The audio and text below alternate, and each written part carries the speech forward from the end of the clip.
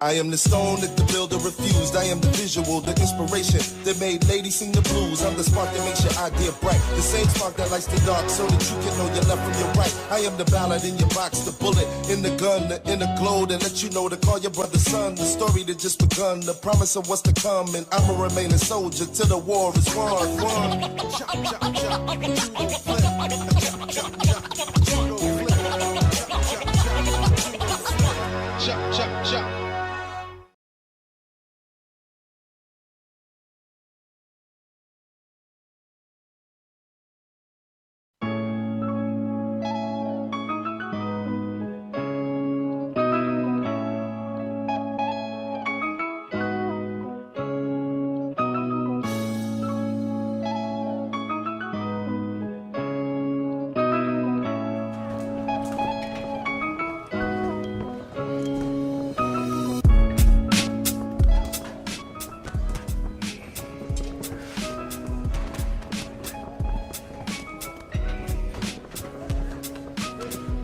Oh, damn. Hey, Jordan. What are you doing here? I thought this was a private session today. Hey, Richie. No, this isn't private. When Angel calls for tape review, anyone who's in the academy that has a membership is allowed to attend. It's his way of not only educating certain students on fearsome opponents, but also allowing others to learn and understand how to analyze matches and where to point out strengths and weakness. Can't believe the man goes all out like this. And again, this is APH we're talking about. Always been Mr. Go Big or Go Home, am I right? Anyways, I guess you're my training partner once all this is over today? That's right. Wait, Johnny Murphy is coming. Seems like film review is about to begin. All right, everybody take your seats. Thank you.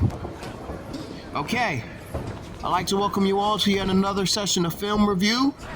At this time, I would like to introduce you the man who owns this building, who owns this whole complex, the teacher for today's lesson, Mr. Angel Perkins Harris.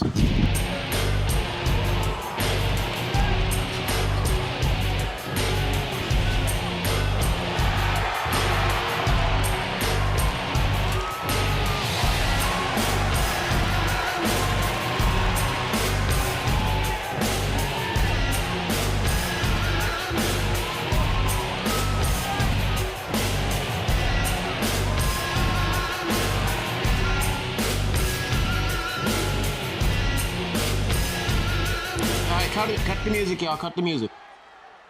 First of all, I want to thank all of you for your thoughts and prayers towards my father. He was one of the greatest men I could ever know, and much like all of you will here in the academy, I will miss him dearly.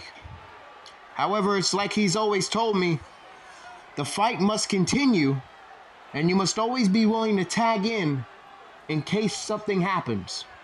So, he was normally the man who was in control of these meetings, so I'm going to take over from now on. Now, tonight, we're going to be discussing a man who is about to go after the Iron Stallion Championship, that man being Richie Rich. Guys, give him a big hand.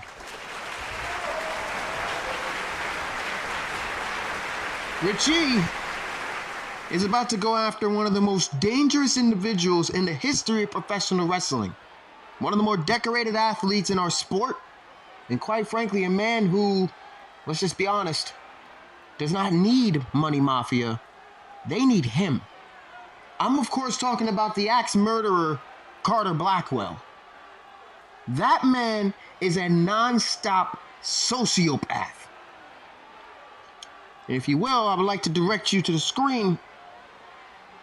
We have just all of his stuff lined up and ready for you.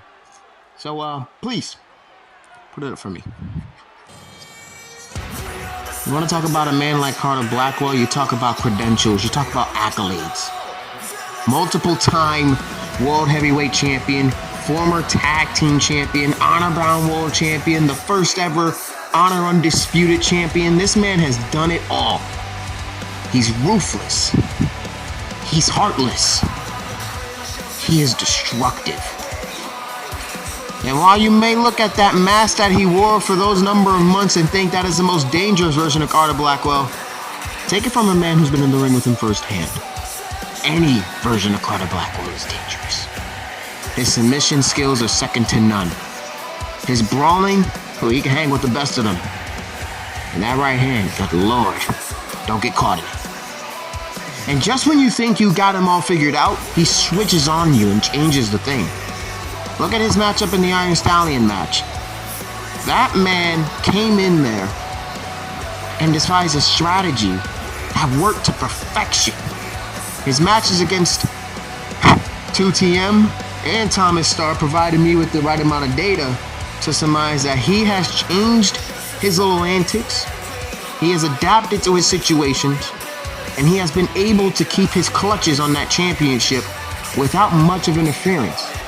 Now, this is no disrespect to Two Twisted Murk, but even if Jordan Brooks was not around that match, I don't think he would have been able to beat him. It's difficult to beat a man like Carter Blackwell.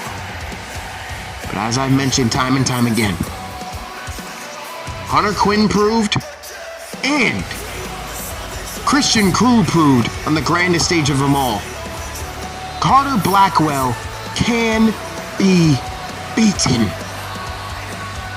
All that matters is the right strategy. Any questions? Well, considering Carter Blackwell has, sided with Money Mafia, what's stopping them from actually interfering in my match? I mean, I know I gotta have my head on a swivel at all times and all, but this seems kind of a fight that's one-sided if they're around. So how would I be able to combat that? You're already thinking ahead. I will tell you firsthand, though. Even if Carter is either cutthroat, problematic, or with Money Mafia, he has never needed any help to beat people. So that's something you don't have to worry about. Carter's gonna go out there by himself, I'm sure of it. And even if he doesn't, I'm not too far behind, Richie. You just focus on Carter Blackwell and nothing more, you understand? Next question. Yeah, I got a question, APH. Considering that Carter Blackwell is indeed human again, and not some giant monster, what's stopping him from coming back with that same gimmick again? And what's gonna happen in that match if it does indeed happen?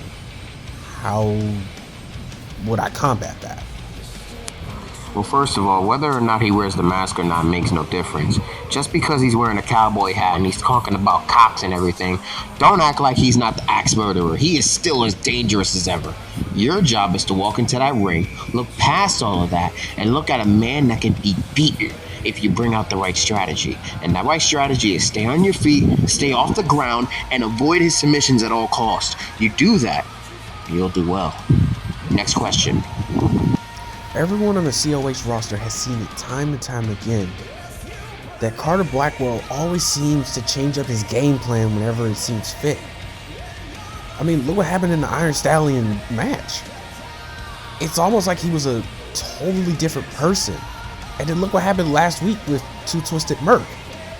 Almost like he changed up his moveset to better suit someone else's style. So in the event that he changes his up mid-match, what do I do? Don't sell yourself too short, Richie. You're a guy who can also adjust with the best of them in that ring. That's what makes you great. That's what helps you survive in those cages. You need to go in there, watch his tape, and be able to adapt along with him. If he goes to the ground, I need you to try to beat him at his own game. Get technical with him. Show that little bit of violence you got within you. Show your own little version of an axe murderer. Show that bastard that I know you can become. The guy that survived in the cages for all those times. The guy that shut Mamba up in the cage. Show him that. And all you gotta make sure you do is have faith in yourself. That is the key. Have belief in yourself, and you're gonna do well. You go in there with any type of doubt, and well, you get deposited in your head, and you get cast into the wayside. Class is dismissed. I expect to see all of you here tomorrow. Richie, stay in that ring. We need to talk. Look, bro, I gotta ask you.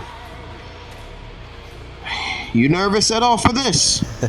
APH, if I told you I was not nervous for this match, I would be lying to you. I'm shaking.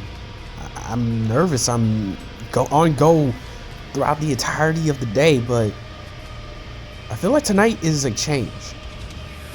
And I know that if I go out there, win, lose, or draw, I want to bring out the best version of myself. And if I win that title tonight, I'm bringing it home to the Academy. And I want the entire I want the entire wrestling world to know that the Black Diamond Richie Rich belongs here.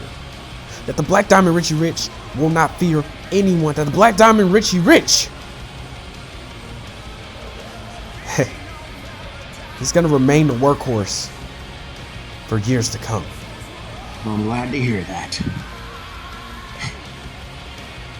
Now, I only want you to do one thing for me. Bring that title home, alright? Let's get to the arena. We're gonna run late.